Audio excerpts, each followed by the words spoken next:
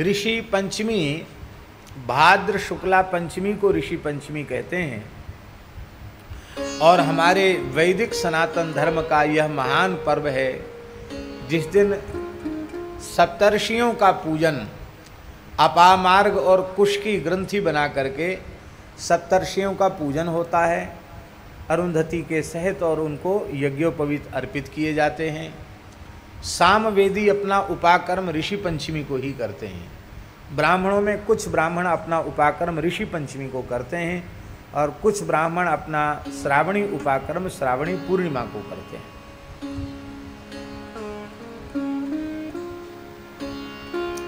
जो हमारे जीवन की व्यवस्था है, किम करणीयम किम अकरणीयम, ये जो व्यवस्था है, क्या करें क्या न करें, क्या खाएं क्या न खाएं, क्या पिएं क्या न पिएं, क्या देखें क्या न देखें, क्या सुने क्या न कहें, ये सारी व्यवस्था जो है हमारे जीवन में प्रातःकाल जगने से लेके सोने तक, सोने से लेके जगने तक, जन्म से लेके मृत्यु तक सारी धार्मिक व्यवस्था का नियमन हमारे पूज्य ऋषि महर्षियों ने किया है। ये व्यवस्था उन्होंने न बनाई होती तो हम मनुष्य आकार में होने पर भी मनुष्य न होते, और इस व्यवस्था का जो आदर नहीं करते वे मनुष्य के आकार में होने पर भी यथार्थ में मनुष्य नहीं है। तो संपूर्ण मानव जाति इन ऋषियों के प्रति हृदय से कृतज्ञ है। तो ऋषियों के प्रति हृदय से कृतज्ञता ज्ञापित करने के लिए उनका व्रत करते हैं और उनका विधिवत श्रद्धापूर्वक पूजन करते हैं। और वो तिथि सनातन धर्म में निश्चित है, वर्ष में एक तिथि ऋषियों की, भाद्र शुक्ला पंचमी, जिसे ऋषि पंचमी कहा जाता है। पंडित जी महाराज की प्रयाण तिथि भी ऋषि पंचमी है, और ऋषियों के पूजन की पवित्र तिथि है। तो ऋषि पूजन तो प्रत्येक वर्ष ही होता था सविधि, और पंडित जी महाराज का स्मरण और उनका भंडारा उत्सव भी प्रतिवर्ष होता था। इस बार भगवत प्रेरणा से, संतों की प्रेरणा से कुछ विशिष्ट उत्सव ऋषि पंचमी का रखा गया है। वो विशिष्ट उत्सव यह है कि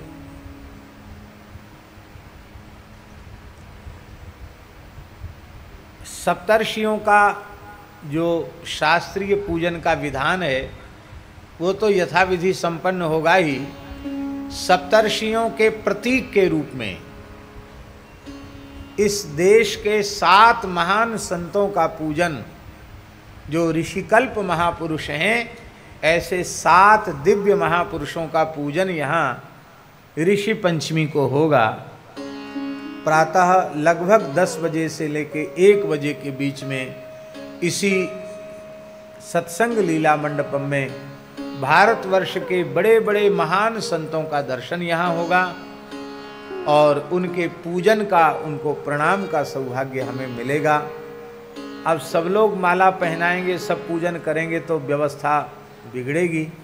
इस दृष्टि से आप सबके प्रतिनिधि के रूप में हम उन संतों का चरण प्रक्षालन करेंगे, उनका गंधाक्षत पुष्प से पूजन करेंगे, और एक ही मंच पर इन 7 विभूतियों का दर्शन करके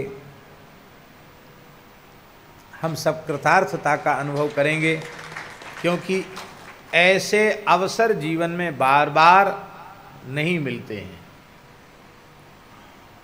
उन 7 महान ऋषियों में, संतों में हमारे भारतवर्ष की महानतम विभूति, राष्ट्र का गौरव, जिनका संपूर्ण जीवन गौ सेवा, संत सेवा में गया, बड़ा पवित्र गंगा जल के जैसा जिनका निष्कलंक जीवन है, ऐसे परम श्रद्धे श्री महंत नृत्य गोपाल दास जी महाराज मणिराम छावनी के पीठ पर विराजमान, जो राम जन्मभूमि मुक्ति न्यास के अध्यक्ष भी रहे हैं और वर्तमान राम मंदिर निर्माण का जो ट्रस्ट बना है, इसमें भी वे अध्यक्ष पद पर समासीन हैं। इस समय ठीक ठीक हमें स्मरण में नहीं है, लेकिन 87-88 वर्ष की आयु उनकी हो रही है। 90 के निकट पहुंचने वाले हैं और शरीर से शिथिल भी हैं, लेकिन उन्होंने ऋषि पूजन में ऋषि के रूप में समर्चन की प्रसन्नतापूर्वक आज्ञा प्रदान की है। वे इस मंच पर यहाँ विराजमान होंगे। एवं हमारे ब्रज के महान संत, हाँ, पूज्य श्री नृत्य गोपाल दास जी महाराज का तो जन्म भी ब्रज का ही है। ब्रज में बरसाना के निकट करेला गांव है। सनाढ़ विप्रकुल में उनका जन्म है और बचपन में श्री कृष्ण का स्वरूप भी वे बने, ठाकुर जी का स्वरूप भी रास मंडली में बने और काशी में उनका अध्ययन हुआ। काशी में उन्होंने विधिवत व्याकरण एवं वेदांत का अध्ययन किया, आचार्य किया और फिर छावनी की सेवा संभाली। तो ऐसे पवित्र ब्रह्मर्षि कल्प संत, उनके पूजन का अवसर हम लोगों को मिले, ये हम लोगों का सौभाग्य है। यद्यपि आजकल परंपराएं दूसरी हो गई हैं, पर हाँ, ये बात हम बिल्कुल मानते हैं, हृदय से स्वीकार करते हैं कि जो भगवत तत्व का विज्ञान जिन्हें हो चुका है, ऐसे श्रेष्ठतम संतों में बहुत कुछ विचार नहीं करना चाहिए कि वो कहाँ के हैं, कैसे हैं, क्या हैं। लेकिन एक अत्यंत सौभाग्य की बात है कि जिन 7 महापुरुषों का हम लोग पूजन कर रहे हैं, वे सबके सब पवित्र विप्रकुल में उत्पन्न हुए हैं। तो ऋषित्व, ब्रह्मत्व तो उनमें जन्म से ही है और उनकी जो साधना है उससे निश्चित वे सप्तर्षि कल्प ही हैं। तो उनका पूजन हम लोग करेंगे। उनमें पूज्य श्री नृत्य गोपाल दास जी महाराज और हमारे ब्रज की महान विभूति बरसाने वाले बाबा मान मंदिर वाले महाराज जी, जो लगभग 50-60 हजार गोवंश की सेवा कर रहे हैं।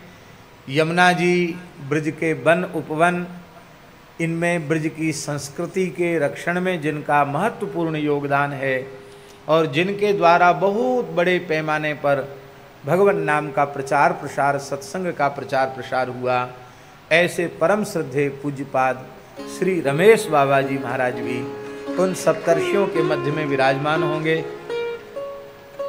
उनका भी जन्म तीर्थराज प्रयाग का है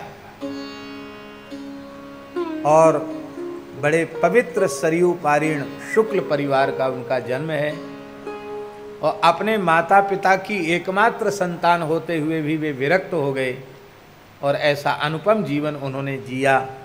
आज तक हम सब लोगों के लिए आदर्श हैं। बाबा कहीं जाते नहीं हैं, लेकिन उन्होंने भी इस बालक पर इतना अनुग्रह है, उन्होंने कहा कि नहीं, महाराज जी कहेंगे वहाँ तो हम पहुँच जाएंगे। तो वो भी कृपा पूर्वक विराजेंगे, पूज्य श्री रमेश बाबा जी महाराज।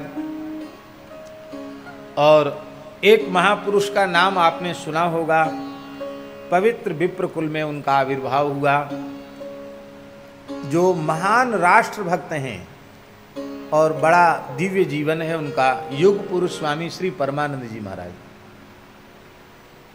युग पुरुष स्वामी श्री परमानंद जी महाराज, जिनकी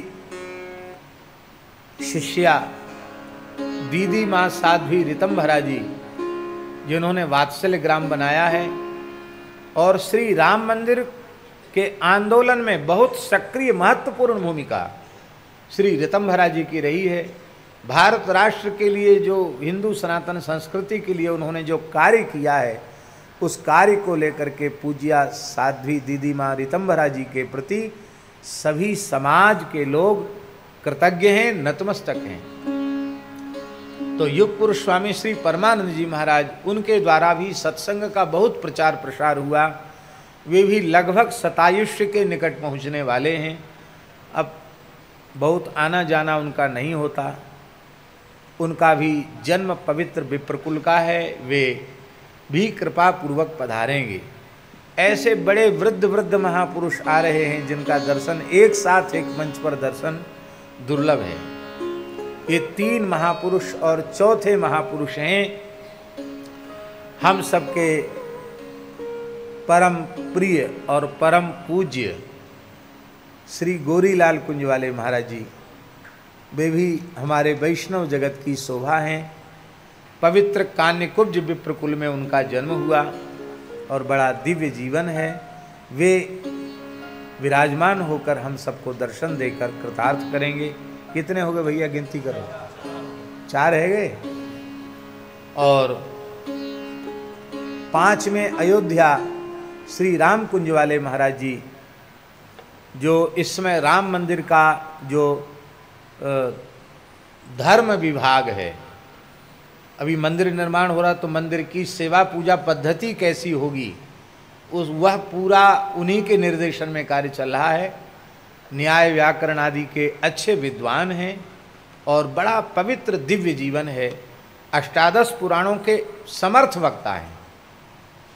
सभी पुराणों की पूरी कथा कह चुके हैं वो, और तप और स्वाध्याय निरत हैं। ऐसे पूज्य श्री रामानंद दास जी महाराज भी विराजमान होंगे। कितने हो गए? 5। और 6ठे महापुरुष हुए परम पूज्य स्वामी श्री गोविंद देवगिरी जी महाराज, जो श्री राम जन्मभूमि मंदिर में कोषाध्यक्ष पद पर भी हैं। उनके निर्देशन में ही सारा कार्य श्री राम मंदिर का चल रहा है। और महर्षि वेदव्यास वेद विद्या प्रतिष्ठान उन्होंने बनाया है। लगभग 32-33 वेद विद्यालय पूरे देश में उन्होंने स्थापित किए हैं और वेद के अच्छे अच्छे विद्वान उन्होंने तैयार किए हैं।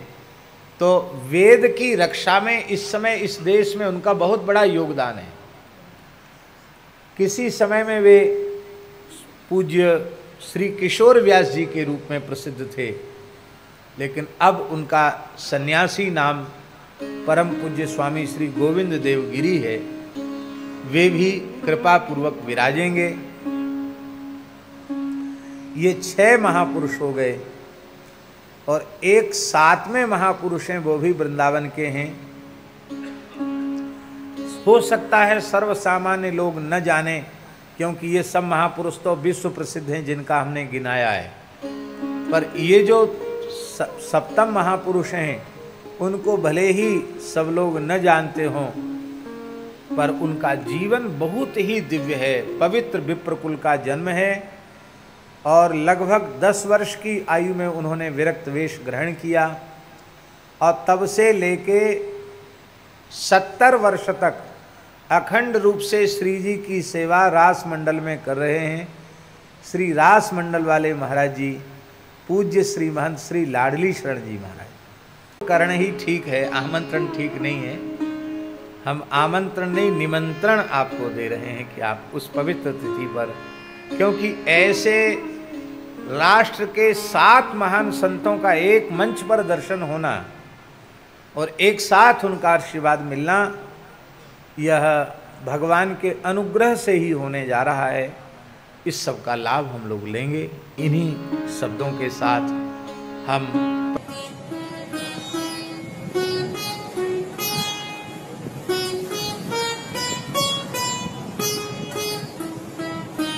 श्री सीताराम प्रतिदिन सत्संग एवं दर्शन के लिए श्री महाराज जी के ऑफिशियल चैनल को जरूर सब्सक्राइब करें।